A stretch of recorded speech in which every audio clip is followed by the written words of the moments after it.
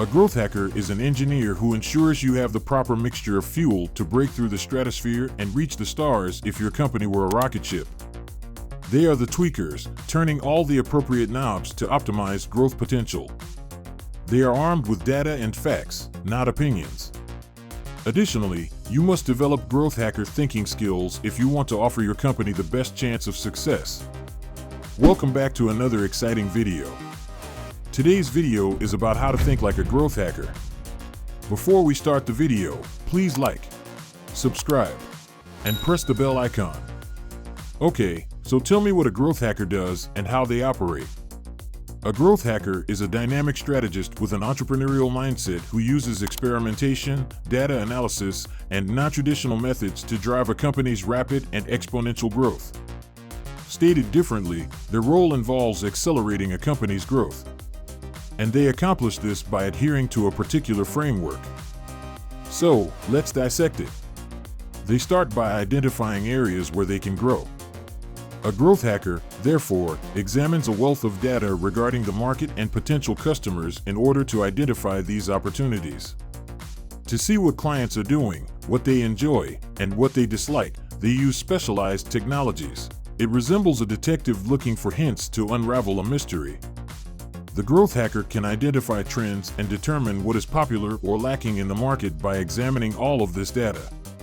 It's similar to thinking of an opportunity to make a product that would be in high demand after spotting a void on the shelves of a store.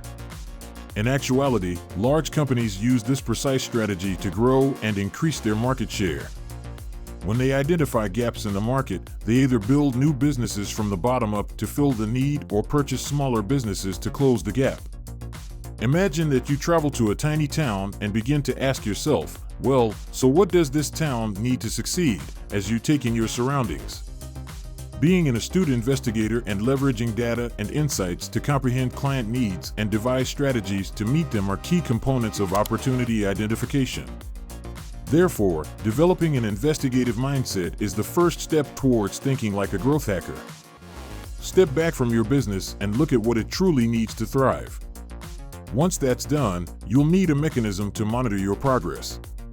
Since, as we've mentioned, data is the foundation of growth hacking. Goals and metrics come next. Thus, a growth hacker chooses particular objectives they hope to accomplish. These objectives are similar to benchmarks they hope to meet and include growing their clientele, boosting revenue, and entering new markets. A growth hacker concentrates on their goals, much like an archer aims for a bullseye. Metrics are a tool used by growth hackers to gauge their development. Metrics are numerical representations of the state of affairs. For instance, they might check the number of new clients the company brought in, the revenue they brought in, or the number of visitors that came to their website. All of it is data-driven. Driving a car with a GPS is analogous. The destinations you wish to achieve are your goals, and the metrics serve as your GPS, indicating your approximate location. Additionally, the GPS will assist you in making the appropriate turns to get back on course if you veer off course. A company is destined to fail if it has a defined growth plan and tracks no metrics at all. It's like taking a nighttime stroll through the woods while wearing earplugs and a blindfold. You have a vague sense of which way to go, but you have yet to determine if that's the best course or how far you still have to walk to be safe. Additionally, the growth hacker prevents the company from collapsing under its weight, a very typical occurrence, you know. We are personally aware of instances where companies attempted to expand more quickly than was feasible. That might have resulted from taking on too many clients without being able to serve them adequately or from hiring an excessive number of unproductive employees. The thing to remember is that those businesses ultimately folded and were bought out for significantly less money because they had overbidden. After you have these objectives and measurements, what should you do? It all comes down to maximizing conversion and user experience. The next thing you should do after your finances are in order is concentrate on providing your clients with the most seamless and pleasurable experience possible. You want them to return in time and to bring their friends with them. A growth hacker first attempts to comprehend the path a consumer takes while interacting with you and your company in order to optimize this. If your company were a theme park, you would want your guests or clients to have a great time. You would observe everything, including how they got there, the rides they rode, and what they ate. You wish to ascertain directly from them what their true feelings are during their interactions with your company. And in response, in order to comprehend that, you must first set up a few things. Certain firms mandate that all new hires do a minimum of 2 weeks of customer service in order to get insight into their clients' experiences. And the goal of maximizing your conversion rate is the reason you require all of this data.